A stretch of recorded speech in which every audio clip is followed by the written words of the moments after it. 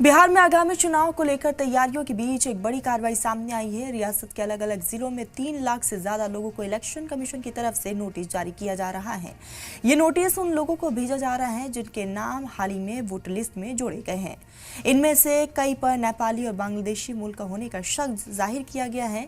अगर ये लोग हिंदुस्तानी शहरी है तो उन्हें अपने दस्तावेज पेश करने होंगे। आपको बता दें कि दस्तावेज जमा करने के बाद सुनवाई भी होगी, जिसमें फैसला लिया जाएगा, जिसमें ERO फैसला लेंगे कि नाम वोटर लिस्ट में रहेगा या फिर नहीं।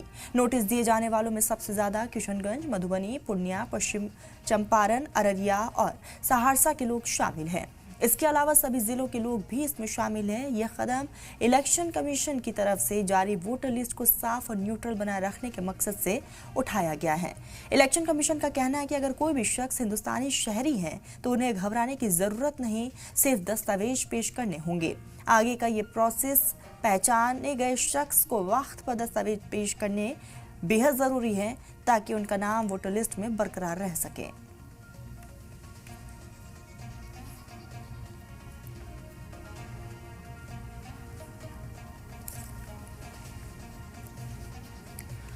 खबरों में आगे बढ़ते हैं। दिल्ली में बारिश हो और सड़कें सैलाब जद ना हो, ऐसा हो नहीं सकता। जब दिल्ली के न्यू फ्रेंड्स कॉलोनी में हमारी टीम